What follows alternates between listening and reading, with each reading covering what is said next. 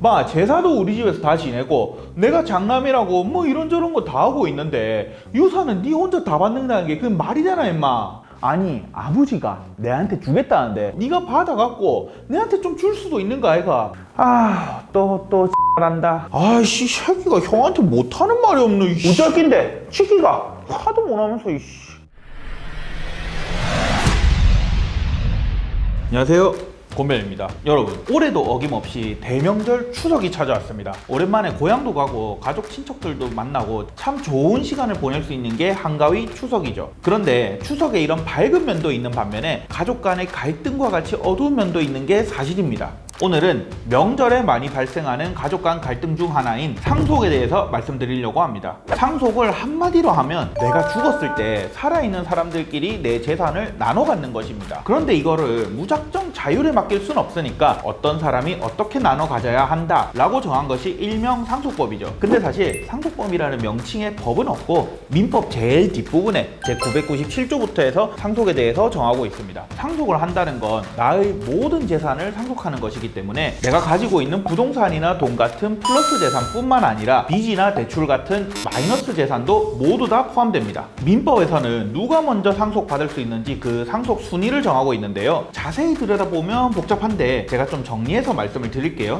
1순위는 직계비속 플러스 배우자입니다. 직계비속이란 말이 좀 어색하시죠? 이걸 쉽게 얘기하면 나의 핏줄로부터 직접 밑으로 내려가는 걸 의미합니다. 뭐 아들, 딸, 손자, 손녀 등이죠. 이들이 가장 우선순위입니다. 그런데 이때 배우자는 돈을 직계비속보다는 50%를 더 받습니다. 뭐 정리하면 아들 1, 딸 1, 배우자 1.5의 비율로 상속을 받는 거죠. 만약 아들, 딸이 나보다 먼저 죽고 그 밑에 손자, 손녀가 있다면 손자, 손녀가 1순위가 되겠죠. 직계비속이 결혼을 했는지 여부나 남자인지 여자인지 여부는 전혀 상관없이 균등합니다. 만약에 직계비속이 없다? 그러면 2순위는 직계존속 플러스 배우자입니다. 마찬가지로 직계존속이란 말이 좀 어색하시죠? 직계존속은 쉽게 얘기하면 나의 핏줄로부터 직접 위로 올라가는 겁니다. 뭐 아버지, 어머니, 할아버지, 할머니 등이죠. 여기서도 마찬가지로 배우자가 직계존속보다는 50%를 더 상속받게 됩니다. 직계비속과 직계존속까지 전혀 없다? 그러면 3순위는 배우자 단독 상속입니다. 나의 직속 위아래로 아무도 남아있지 않으면 배우자가 혼자서 단독으로 상속을 하게 됩니다. 막상 드라마 소재 같죠? 직계비속에 직계존속에 배우자까지 없다? 그러면 4순위는 형제자매입니다. 형제자매들끼리는 균등한 비율로 나눠 갖게 되는데요. 만약에 형제자매가 나 빼고 2명이 더 있다 이러면 그 2명이서 50%씩 나눠 가지게 되는 거죠.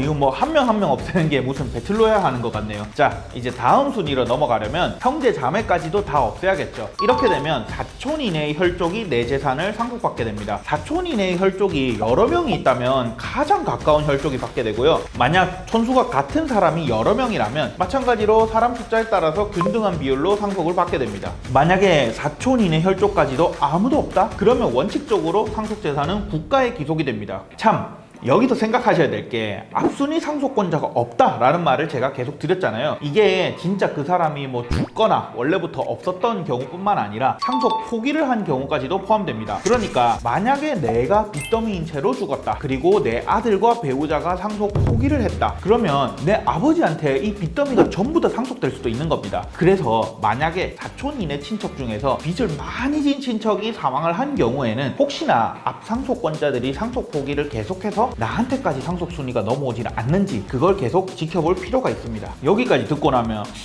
그러면 유언은 뭐예요? 유언 내용하고 방금 설명한 거랑 다르면 어떻게 되는데요? 라는 생각이 드실 수 있습니다. 유언은 죽는 사람이 자기 재산을 어떻게 하라고 마지막으로 남기는 말이죠. 이 유언은 그냥 말만 한다고 유효한 건 아니고 반드시 어떤 요건을 갖춰서 말을 해야 되는데요. 그거에 대해선 제가 예전 영상에서 자세하게 다룬 적이 있으니까 보시면 도움이 될 것 같습니다. 유언이 유효하게 있는 경우에는 유언이 우선입니다. 죽는 사람이 자기 재산을 자기가 원하는 대로 처분하는 거니까요. 아까 제가 길게 설명드린 건 법에서 정하고 있는 것이고 아무런 유언이 남아있지 않은 경우에 저대로 실행하게 됩니다. 만약에 유언이 있다면 유언을 먼저 집행하게 되는데요. 만약에 유언으로 상속순위랑 전혀 상관없는 제3자한테 재산을 일부 주게 되면 그 재산만큼은 먼저 빼고 나머지 재산에서 상속 우선순위권자들끼리 아까 설명드린 대로 분배받게 됩니다.